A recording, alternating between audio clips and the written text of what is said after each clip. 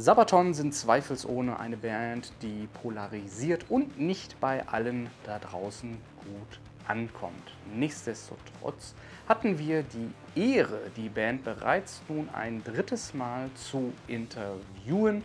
Und nach dem Intro geht das Ganze auch bereits los. Was mich sehr, sehr freuen würde, wenn ihr in Zukunft noch mehr Hochkaräter hier bei moshpitpassion auf YouTube haben wollt.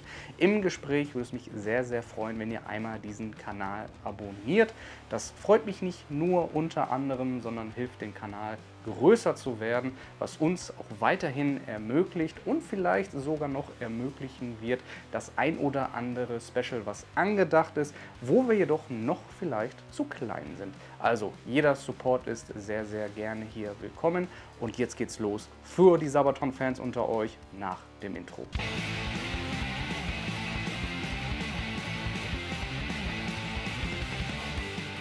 Moshpit-passion, you know, for the passion of the music. Herzlich willkommen hier bei Moshpit-Passion auf YouTube.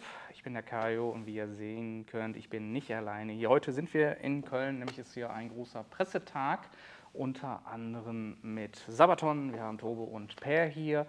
Die Leute, die uns verfolgen, das ist jetzt unser drittes Sabaton-Interview. 2 davor hatten wir mit Joachim und auch ein bisschen zur Abwechslung haben wir nur mal andere Bandmitglieder hier. So guys, thank you very much for having me here on your current PR tour. I told the audience that Moshpit-Passion we had 2 different Sabaton interviews before, but it was with Joachim.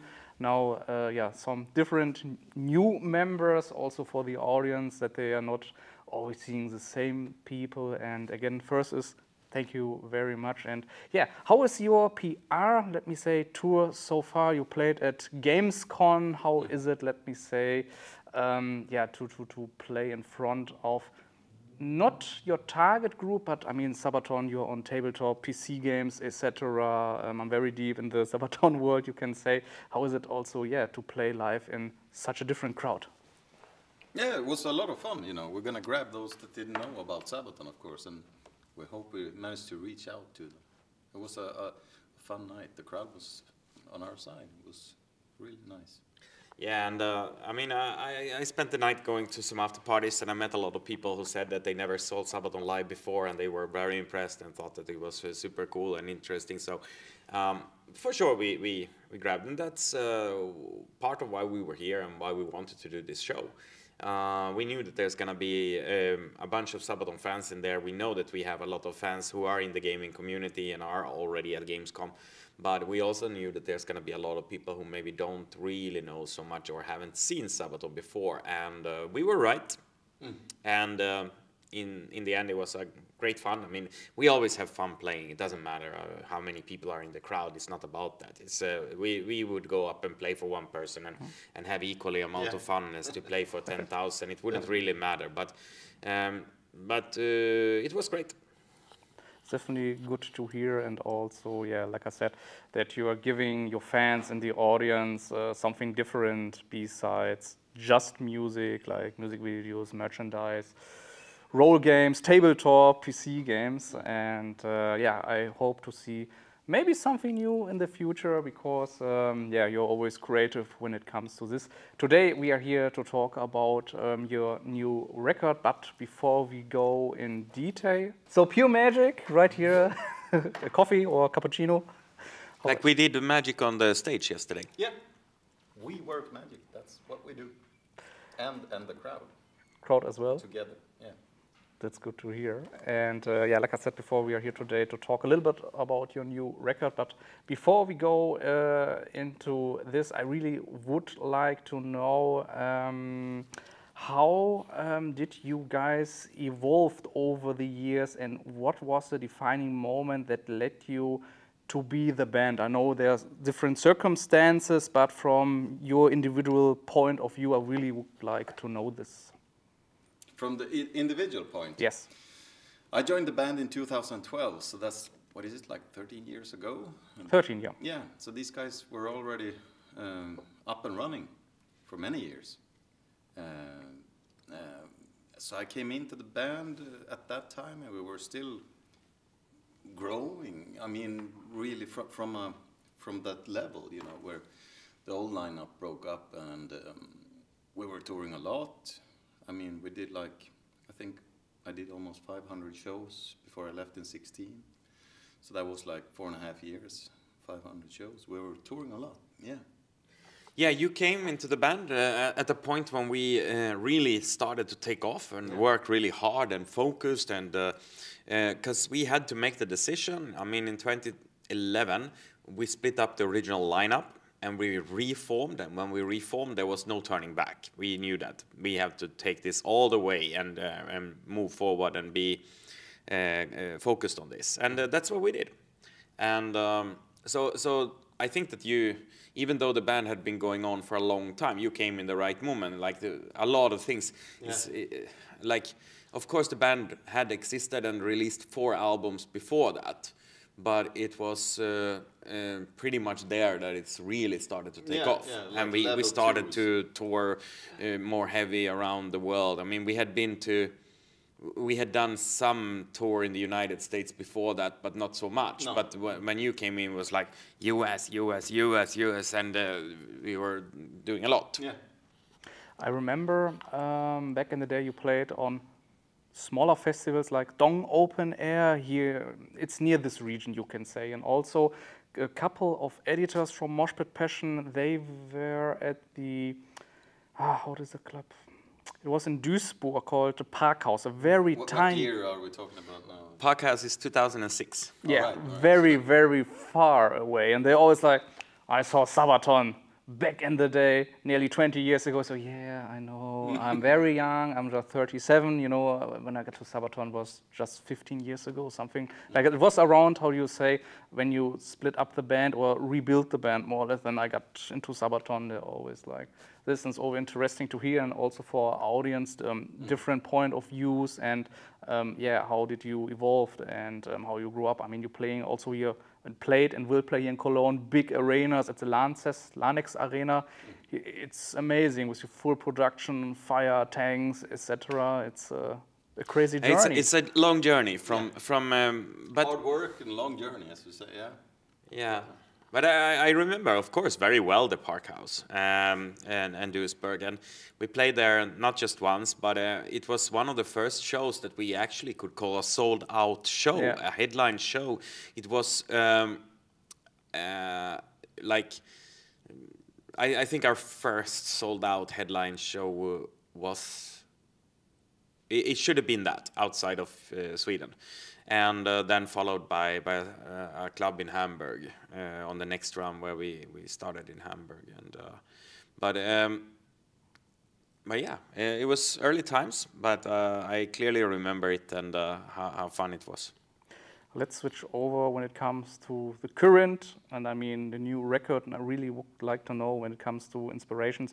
You got, let me say, a variety of different themes and people when it comes to the new record, and where did your inspirations come from to say, hey, we're writing a song about this and that at this time? Because in the past, like everybody who is into Sabaton knows, it's more or less about specific wars, or even the last 2 records are about the first war, for instance, and how, yeah, was it when it comes to the new record, the inspirations to write about this and that? I think you guys had already come up with the idea about the concept for this album before I rejoined again. Yeah. Right? Yeah. I mean, I would say that it's something along the line of Joachim working on the song Templars, but the music, because the music always comes first and then we attach the topics to it. And while hearing that and listening to the song, it was like, we're definitely not hearing anything World War I related in this song. It sounds like something more epic, something more older, something more atmospheric. So, and then I think we just felt it's a Templar song. And once we had selected the Templars as a topic, we're like, okay, where do we go from there? And the idea of an album titled Legends was very appealing to us, because it would mean that we are very free. We have the whole history of history, and thousands of years to choose from, and plenty. Thousands of legends to choose from as well. A lot of legends to choose from. Some that are more known some less known, some you are very known if you live in specific places, and some they are known to most people around the world. So it was making it a perfect topic for a Sabaton theme, for a Sabaton album. Are there any specific reasons? For instance, I pick here Joan the Arc and Hannibal Barca. Why did you choose them specifically? What was the reason for this? Okay, so Jeanne d'Arc, that's a very fast and brutal song. And not necessarily she was fast or brutal, but we just thought that it was a cool idea for a song of a woman not to be a typical, what you would, I don't know, what some people might have called. We took the most brutal song and attached it to a woman, and we thought that was making it. Yeah, that's a good one for her. And when it comes to the Hannibal Barca, I mean, you wrote the song "Lightning at the Gates." Funny enough, before you even were back in the band. Yeah. So, but you recorded it after. When I came back into the band, so it was a natural thing how we melted back together again, you know. And I mean, when listening to the song, it feels like clouds. It feels like, I mean, it would have been an aviation song, flying around in the clouds or whatever. But obviously, we were looking at times where there were no airplanes. So it would be, then we're like, how do we get to the clouds without flying? Well, if somebody traversed the high mountains and then Hannibal going over the Alps, that was feeling kind of epic and very so that was how that one was attached. Yeah, that's definitely a nice, how do you say, layer or red line? How do you say? It's a because you know, when we write, we start with the music and then we try to feel what would fit, you know, to the music to get the right mood. It's interesting that you say when it comes to the songwriting, if I get it right, it is the first time that you as a whole band contributed things. And was it also something natural, or was it like, hey, we want to, let me say, go in different directions because Sabaton is for many years around. We wrote so many songs and records, like we do it on every record. Now we want to change something, to be open-minded. It was completely natural. It was just, you know, a good song. When everybody in the band feels it's a good song, it's a good song. Yeah. So now it was just, it was unintentional, but it turned out very good because now I think that the relationship and the band feeling is very good. Everybody is proud of this album. We all put all the best we could into it, and now we can take it on tour and play the songs that we've been working on. So it was extra fun for me to come back into the band and start with a new album and songwriting and the whole process, being in the studio. And so now we're back on tour again together. It was the perfect moment to get back into it, you know. And I was eager to play. I was like, yeah, let's do some soloing. When I'm, let me say this, reading that bands are open, how they dealt in the past, their songwriting process, there comes always for me like some kind of monsters, a DVD from Metallica in my mind, where like egos like, no, I'm writing drums, you're writing lyrics, I'm doing this, and everybody is pissed about it. Yeah, he's maybe going into my field where I am the boss, you know. Was for you something like, hey guys, please come to the table, everybody is seeing, when it comes to the songwriting process, everybody is contributing things. Are you cool with that, or do you feel like, I am not sure because this is more or less my space? Was there ever this kind of discussion, or was it like, come on, let's keep rolling? I mean, Joachim is after all the one who puts together everything. Yeah, he's the mastermind. So whoever comes with ideas, he always puts his like magic over it, and because I mean, he is a fantastic songwriter, and even though he written quite a lot of songs and 11 albums by now, he still have a lot in him to create new stuff and excitement about it, even though he's always nervous and stressed about it. But he still has it in him, and I think it doesn't matter. I mean, wherever an idea for a song originates from. Then he puts there a little bit of his touch on it, and it suddenly sounds Sabaton. Yeah, yeah. And it's not about, you know, in our band, it's never about egos ever. We're a band, you know. It's definitely good to, like I said, good to hear, because there are different examples where Metallica is a good example. You can see it on DVD, like, yeah, you're playing my guitar, no, do it by yourself. And it's like, yeah, it's cool to see one of your favorite bands, they are not cool each other like that. And it's good to hear that there are bands like, hey, we are completely open-minded, we do something different, and it worked out, and here's our even outside of Sabaton, we're best friends, so I think that says a lot, you know. Definitely. I mean, like I said earlier, you have so many different projects, and everybody is somehow contributing in tabletop, PC, etc. And I think if you have a not good relationship to each other, it wouldn't work out. You know, it would just business and a job like, and yeah, I don't know. But let's come back when it comes to the record and songwriting process. Was there something like, yeah, I got a specific legend in my mind, and I like this person very much, but somehow it changed that you said, hey, maybe like Hannibal is now my favorite character because of the song or songwriting process. Was there something like that? I don't know. I also don't know. I mean, there was some of them that I did not know so much about in the beginning. Lubu, I had to find him and then to read about and research. So that was something I was not aware of until that. Did it change? I don't know. I mean, my favorite guy from the new album was always Vlad. And yeah, ever since I was in little school and I did my first project about something, research project, it was about Vlad. So I wrote some story about him, and I always liked that. So, but I don't know if there is something new, maybe. Now I don't see Dracula when I hear that song. Ah. Yeah.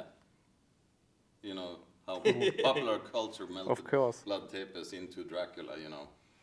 And now I more, yeah, it's more his story instead of, you know, fangs and blood. Do you also got any ideas how you incorporate legends when it comes to tour and live shows and also the huge production? I mean, a typical thing is Sabaton, the drum is somehow on the tank, you know? Is there something like, yeah, we don't use the tank? I saw yesterday some pictures you played with your tank, like, we built something different, like a mountain for Hannibal, for instance, or are there any plans? We're gonna build a mountain in every town and then play on it. No, but it's going to be something, you know, you're onto something now for the EU tour.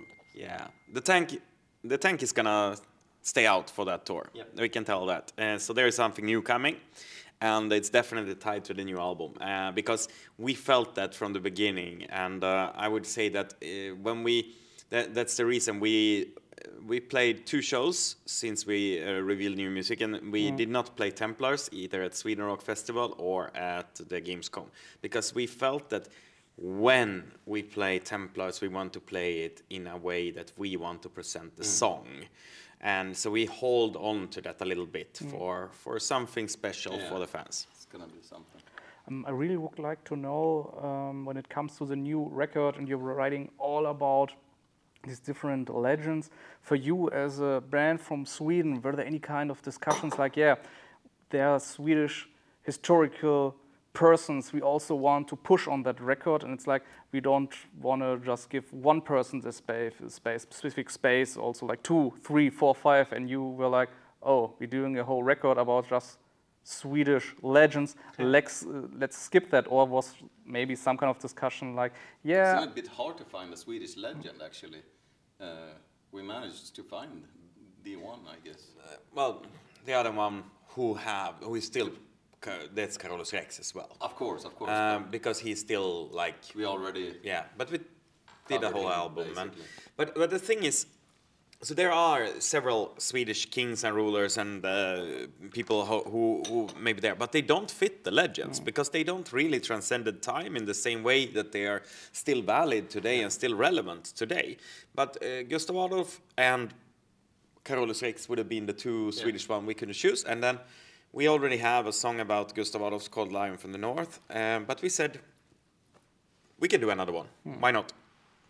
Was there also maybe a specific point about a person where you said, yeah, it's to, we'll say what the person did in his history or for what he stands for, we can't do this because it's not bad. We can understand that this person somehow, let me say, important, but from what he did, it's not acceptable that we give this person a specific space. Was there also any kind of discussion of that? Not for these people. I mean, all of them are brutal and all of them have done bad stuff. Yeah. So none of them, these are legends, but they aren't angels or saints or the best people for every. Back then as well. So it is, and I mean, you go and some people will say that Genghis Khan was the best savior of the world, and some others they got trampled down by him, and so it depends on which side you were on. But we are not here to do that. We just sing about them, and that this history happened, and here it is, and that's the legend. And if somebody thinks that that person was not worthy or whatever, then it's up for them to judge. But for sure, it was brutal times, and they are not. You have to respect that none of them were like really friendly. And my second last question is, if you could meet one historical legend, which one would it be and why? From that album? From that record, or if you say, yeah, it doesn't fit that much, it can also be somebody from, let me say, a musician from the past, like Kurt Cobain, for instance, or Freddie Mercury, if you could decide. It would be difficult on the album because many of them we wouldn't be able to speak to. No, because we don't speak their language, like ancient Italian, Roman language, or I don't know, Mongolian or Chinese or Japanese, and so we wouldn't be able to have so much in common. And even with Napoleon or Jeanne d'Arc, so the only one would be Gustav Adolf. But even that is hard because Swedish 400 years ago would be so complicated that we would barely be understanding what he said. Yeah, and we would be dead anyway because we're like 40 something, and you know, no penicillin and stuff like that back then. So, yeah. So it wouldn't work to meet. It wouldn't make so much sense. It would be cool to take a selfie with somebody though. Go back in time and haha. Hard to charge your phone though. Yeah, true. So I don't know, but with somebody living or whatever, that's maybe I don't know, but. It's hard for the musicians. I mean, we had the opportunity. It's pretty funny. I tell you a little story. We sit in our tour bus, and we have a strict rule that no strangers on the bus. Oh yeah. And it was our own tour bus. We built it ourselves. And then Joachim's father was the driver of it, and he was very strict. No strangers on the bus. Only the people in the band who live here. That's it. And I would stop anybody. And then we were parked in a festival, and then came the guys from Heaven and Hell with Dio walking in there, and they want to go in and watch the band who built their own tour bus. And but of course they meet Joachim's father says no strangers on the bus. And a little bit after that, Dio dies. So we never met Dio. So because don't talk to strangers. That's hard. So there was no Dio on the. He wanted to come and see us, but that didn't work. So maybe we take that chance to go back and say that you know, if you meet this guy who stops you, maybe go in anyway. Push him all the Give way. me your phone number or something. Call me.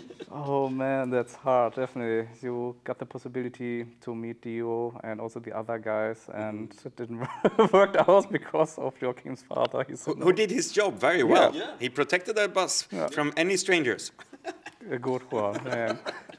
Yeah, we are already more or less done with the interview. There's one question left, and I really like to know, because our magazine is called Moshpitpassion, and I would really like to know which two legends you want to see on a Sabaton concert in a mosh pit and going around and say maybe fighting each other. Fighting each other. Two of them fighting Two each of other. them, yeah. Hulk Hogan is definitely one. Yeah. Not for the album, or just random? Yeah, random. Because I guess when it comes to the record, I don't know if it would fit, but so I opened it up Hulk like Hogan, more random. Hogan always fits. He's going to be on Legends too. Who would he fight?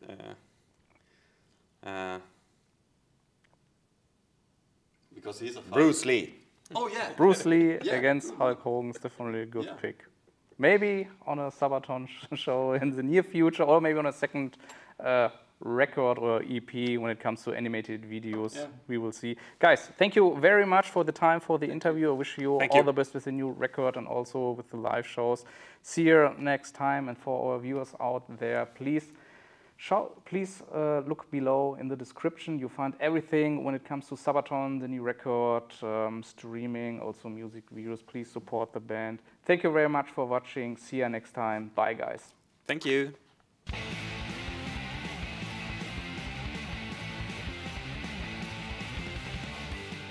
Moshpit passion, for the passion of music.